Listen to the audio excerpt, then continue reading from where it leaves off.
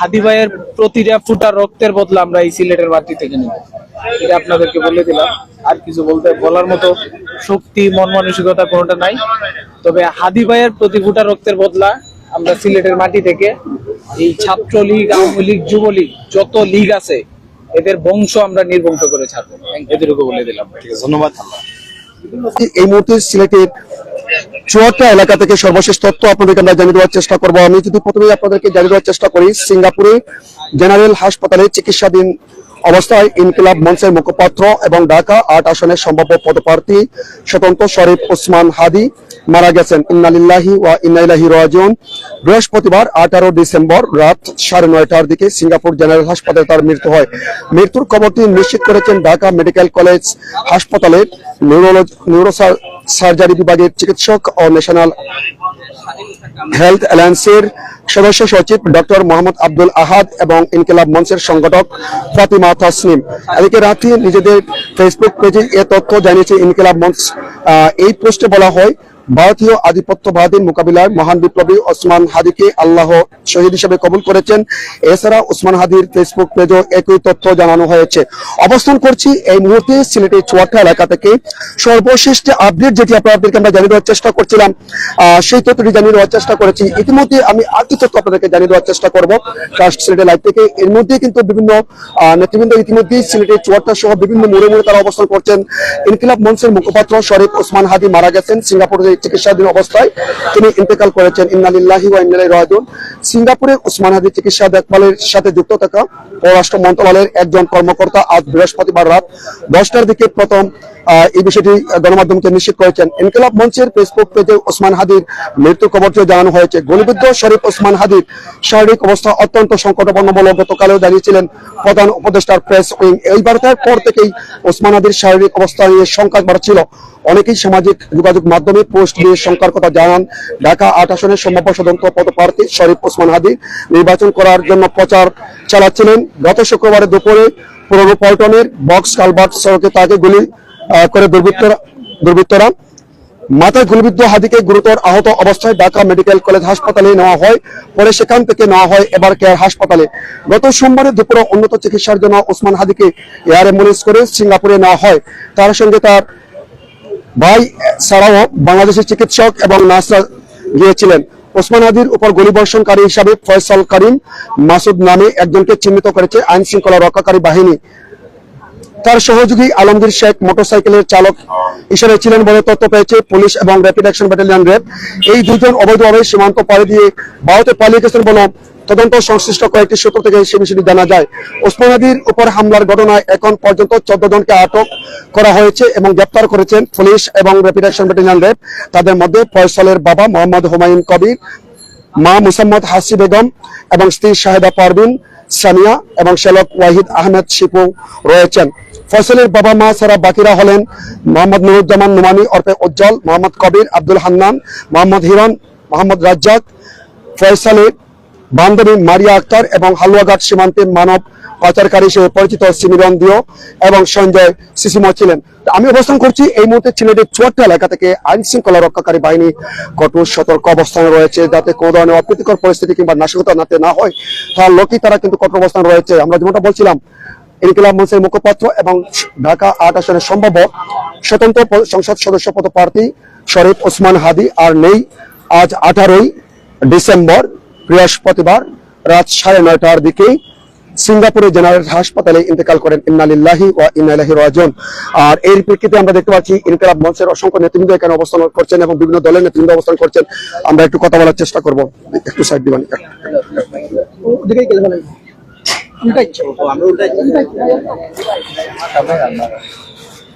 এই বাংলাদেশে আমাদের জন্ম হয়েছে, এই সবুজ শ্যামল বাংলাদেশে যারা আমরা বেড়ে উঠেছি, আমরা কিন্তু এখনো ভারতীয় আধিপত্যবাদ থেকে আমরা মুক্ত হতে পারিনি। সুতরাং আমরা প্রত্যেকের অবস্থান থেকে এই ভারতীয় আগ্রাসনের বিরুদ্ধে আমাদের সবাইকে সোচ্চার থাকতে হবে।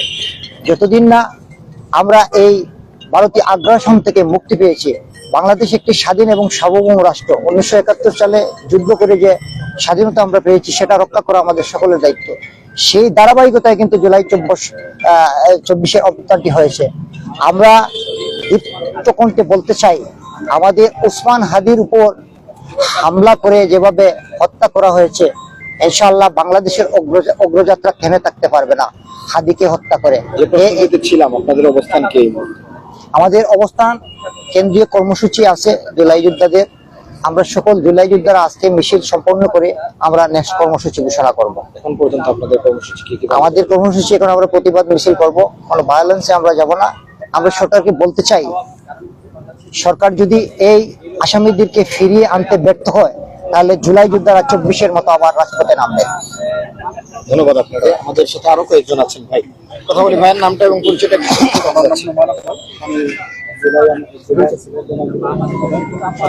আপনাদের বার্তা কি থাকবে প্রশাসনের প্রতি এবং দেশবাসীর? শেয়ার করে দিতে চাই, বাংলাদেশের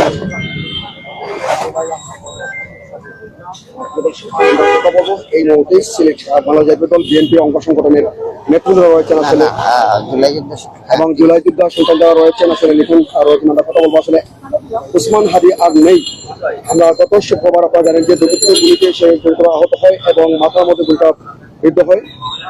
প্রথমে ঢাকা মেডিকেল হাসপাতালে নেওয়া হয়, পরবর্তী এবার পেয়ারে নেওয়া হয় উন্নত চিকিৎসার জন্য। তাকে শেষ মুহূর্তে সিঙ্গাপুর জেনারেল হাসপাতালে চিকিৎসা ব্যবস্থায় আজ 1 সপ্তাহের মধ্যে কিন্তু প্রাণপণ লড়াই শেষে কিন্তু মহানবুল আলমী ঢাকায় চলে যায়। আসলে সর্বশেষ কি পদক্ষেপ রয়েছে আপনাদের জুলাই মঞ্চের পক্ষ থেকে? দেখুন, ওসমান হাদির মাথায় গুলি করে নাই, বাংলাদেশের মাথায় সে গুলি করেছে ভারতীয়রা। এটা আসলে আমরা জুলাই অভ্যুত্থান, শত শত শহীদের রক্তের বিনিময়ে যদিও আমরা এই অভ্যুত্থান সৃষ্টি হয়েছে, আমরা ভারতীয় আগ্রাসন থেকে মুক্তির জন্য আমরা এই লড়াইটা করেছি। 1971 সালে যে যুদ্ধ হয়েছিল, সেই যুদ্ধের ধারাবাহিকতায় কিন্তু আমরা এই জুলাই অভ্যুত্থান, 24-এর জুলাই অভ্যুত্থান, হাদিকে হত্যা করে এই বাংলাদেশ থেকে ভারতের বিরুদ্ধে যে কণ্ঠস্বর যারা স্তব্ধ করতে চায় ইনশাল্লাহ পারবে না। কারণ বাংলাদেশের এই সবুজ শ্যামল বাংলাদেশে যারা বেড়ে উঠেছে, আমরা আমাদের মানচিত্র কারো কাছে বন্ধক রেখে বাংলাদেশে বসবাস করব না। প্রয়োজনে আবার জুলাই গণ অভ্যুত্থান হবে এই বাংলাদেশে। আজকে কি কি কর্মসূচি রয়েছে আমাদের? এখন শান্তিপূর্ণ কর্মসূচি, আমাদের হাদি হত্যার প্রতিবাদে আমরা এখন মিছিল করব, তারপর আমরা পরবর্তী কর্মসূচি ঘোষণা করব। ধন্যবাদ। প্রিয় দর্শক, যেমনটা বলছিলাম যে জুলাই মঞ্চে যারা রয়েছে তারা কিন্তু কঠোর যে শরীফ ওসমান হাদির মৃত্যুতে তারা কিন্তু কঠোর অবস্থান রয়েছে। তারা কিন্তু এই মুহূর্তে প্রতিবাদ মিছিল করবে এবং এদিকে কিন্তু সতর্ক অবস্থান রয়েছে আইন শৃঙ্খলা রক্ষাকারী বাহিনী, প্রশাসনকারী পুলিশ সদস্যের পাশাপাশি বিভিন্ন গোয়েন্দা সংস্থার লোকজন। তো আমি অবস্থান করছি এই মুহূর্তে সিলেটের চুয়াটি এলাকা থেকে। বর্তমান চিত্র আপনাদেরকে আমরা জানিয়ে দেওয়ার চেষ্টা করছিলাম। যেমনটা বলছিলাম যে গত শুক্রবারে কিন্তু ওসমান হাদিকে ঢাকায় কিন্তু গুলি করা হয় প্রিয় দর্শক। আর এরই প্রেক্ষিতে কিন্তু উত্তাল ছিল ঢাকা সহ দেশের বিভিন্ন জায়গা এবং প্রায় একটি সপ্তাহ কিন্তু মৃত্যুর সাথে শেষ মুহূর্তে লড়াই শেষে কিন্তু আজ বৃহস্পতিবার 18ই ডিসেম্বর মৃত্যুর কাছে হার মেনে কিন্তু ওসমান হাদি চলে যান না ফেরার দেশে। ইন্না লিল্লাহি ওয়া ইন্না ইলাইহি রাজিউন। আমি অবস্থান করছি এই মুহূর্তে সিলেটে চুয়াটা এলাকায়। দেখতে পাচ্ছেন আইন শৃঙ্খলা রক্ষাকারী বাহিনী কঠোর অবস্থান রয়েছেন এবং জুলাই মঞ্চের নেতৃবৃন্দ রয়েছেন এবং বিভিন্ন রাজনৈতিক নেতৃবৃন্দ রয়েছেন, এমনটা আমরা দেখতে পাচ্ছি।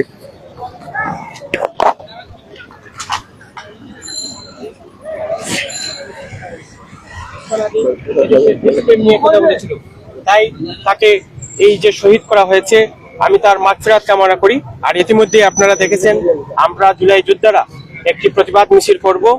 এই প্রতিবাদের মিছিলের মাধ্যমে আমরা সেটাই বলতে চাই এবং আমাদের একটাই দাবি, যারা এই দেশের গণতন্ত্রের জন্য, এদেশের সার্বভৌমত্ব রক্ষার জন্য যারা লড়াই সংগ্রাম করেছে তাদেরকে টার্গেট করেই তারা ইতিমধ্যে ওসমান হাদি ভাইকে দিয়ে তারা শুরু করেছে। জানি না, আমরা প্রশাসনের দৃষ্টি আকর্ষণ করছি যে আপনারা প্রশাসন এদেশের মানুষের নিরাপত্তার জন্য আপনারা নিশ্চিত করুন।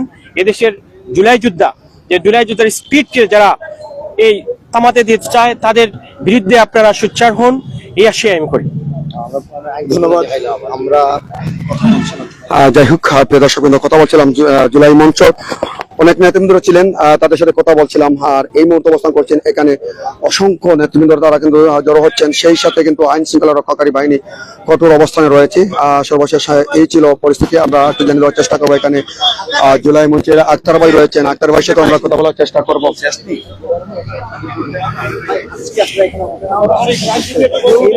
আপনারা কি বার্তা দিতে চাচ্ছেন বা আপনাদের অবস্থানটুকু কি জানতে চাইছি, প্লিজ। আমরা আসলে আমাদের বুক ফেটে যাচ্ছে, আসলে কিছু বলতে পারবো না। আমরা আমাদের প্রাণের হাদি বাইরে হারাইছি, আসলে ভাই কথা বলার মতো সিচুয়েশন বা কোনো কিছু নাই। তবে প্রিয় দর্শক, আমরা কথা বলবো এই মুহূর্তে আরো অসংখ্য নেতৃবৃন্দ রয়েছেন। আসলে ছাত্র সংগঠন ভাই, একটু কথা বলি আপনার সাথে। আপনাদের আজকে এখানে অবস্থান কেন, এখন পর্যন্ত কোনো কর্মসূচি হাতে নিয়েছেন কিনা, বা পরবর্তী কর্মসূচি কি হতে পারে? আমরা আসলে এখানে আমরা বৈষম্যবিরোধী ছাত্র আন্দোলনের এবং জুলাইয়ের গেজেটভুক্ত যারা বা জুলাই যোদ্ধা যারা, সবাই আমরা একত্রিত হয়ে এখানে আসছি। তো মূলত আমরা আমাদের ফ্যাসিস্ট হাসিনা, ধরতে গেলে ধরেন ভারতীয় আধিপত্যের কারণে আমাদের হাদি ভাইয়ের উপর যে হামলা হয়েছে, হামলার শিকার হয়ে উনি শহীদ হয়েছেন।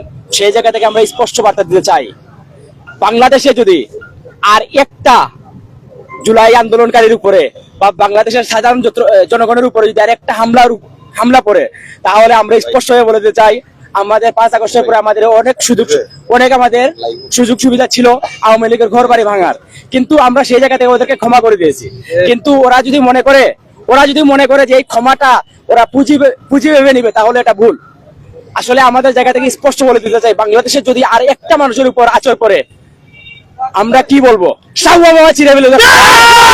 পুলিশ প্রশাসনের কোনো ব্যর্থতা আছে? অবশ্যই ব্যর্থতা আছে তাদের।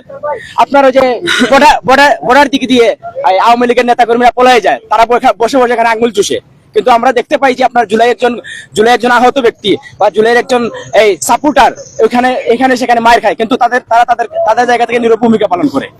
তো আমরা তাদেরকে স্পষ্টভাবে বলে দিতে চাই, এখন আর 17 বছর আওয়ামী লীগের দীর্ঘকাল নাই। আপনারা যদি আমাদের দেশে বাংলাদেশপন্থী হিসেবে থাকতে চান বা কাজ করতে চান বা চাকরি করতে চান, তাহলে সেই হিসেবে বাংলাদেশপন্থী হিসেবে আপনারা কাজ করতে হবে। কিন্তু নয়তো আপনারা ভারতীয় আধিপত্য এখানে বিস্তার করবেন বা পাকিস্তানি আধিপত্য বিস্তার করবেন, এটা বাংলাদেশের জনগণ কখনো মেনে নিবে না। ধন্যবাদ আপনাদের। যাই হোক, প্রিয় দর্শক বৃন্দ, আমরা অবস্থান করছি এই মুহূর্তে সিলেটের চুয়াট্টা এলাকায়। উত্তাল মিছিল,